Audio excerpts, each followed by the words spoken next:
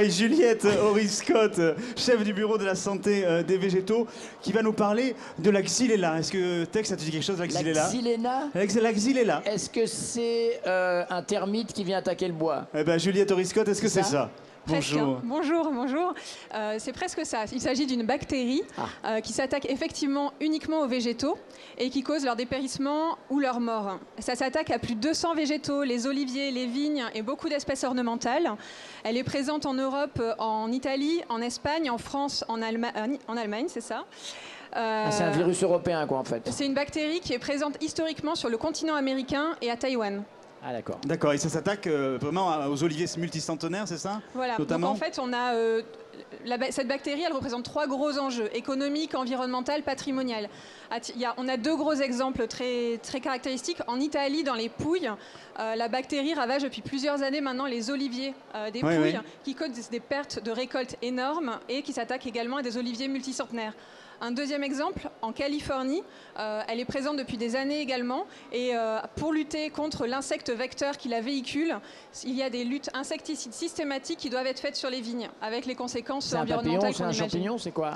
Une bactérie, vous savez, c'est les êtres unicellulaires qu'on ne voit pas en fait. Oh là là, et qui s'installent en colonie dans les canaux qui transportent la sève, qui bloquent la sève et les végétaux meurent. Alors Juliette Horry-Scott, vous êtes justement, vous faites partie de la direction, des experts de la direction générale de l'alimentation. Justement, pourquoi c'est cette direction qui s'occupe de la xylella? Merci. Donc c'est vrai que la Direction générale de l'alimentation s'intéresse à la sécurité sanitaire de la fourche à la fourchette. Santé animale, santé végétale et sécurité des aliments.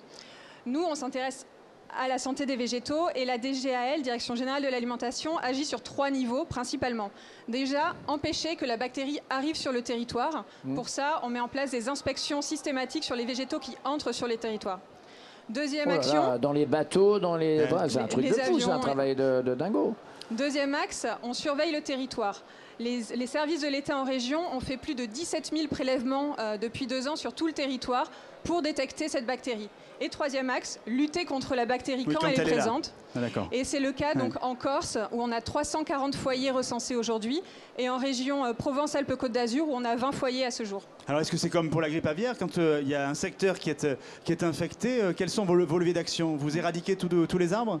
Malheureusement, on n'a pas de moyens curatifs contre cette maladie, donc effectivement c'est un peu les mêmes principes. D'une part, on va boucler une zone de 10 km autour du végétal contaminé en interdisant aux végétaux sensibles de sortir pour protéger le reste du territoire. Deuxième action immédiate, dans un rayon de 100 mètres autour du végétal, on arrache tous les végétaux les plus sensibles. Donc c'est hyper violent pour les producteurs. Là aussi. Bah oui, mais c'est la lèpre, hein. C'est comme la lèpre. Si tu la laisses se proliférer, c'est trop tard. Hein. Il faut le faire très vite. C'est un sacré boulot, ça. Hein. Et est-ce qu'il y a des moyens de précaution pour se prémunir de ces ravageurs, de ces futurs ravageurs?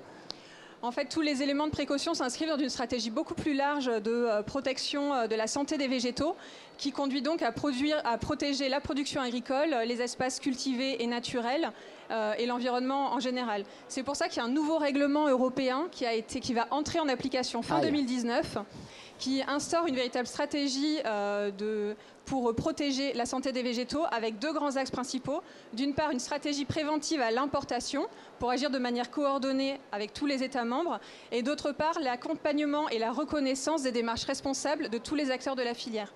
Mais c'est vrai que la sécurité sanitaire aujourd'hui, c'est quand même quelque chose qui devient de plus en plus prégnant. On le voit avec la xylella, on le voit justement avec la grippe aviaire. Et c'est vrai que c'est un des enjeux de demain pour les agriculteurs. C'est assez important, notamment en termes d'indemnisation et d'assurance. Parce que quelque part, derrière, il faut aussi se prémunir de ces risques-là. Là aussi, vous les accompagnez ? Effectivement, c'est un engagement de toute la filière et il y a des dispositifs d'indemnisation qui existent au niveau national et européen pour accompagner les producteurs touchés. Merci Juliette Horry-Scott. Je rappelle que vous êtes chef du bureau de la santé des végétaux à la DGAL. Tex, malgré infirmière des arbres. Infirmière des arbres, c'est beau, c'est mignon. C'est plus joli.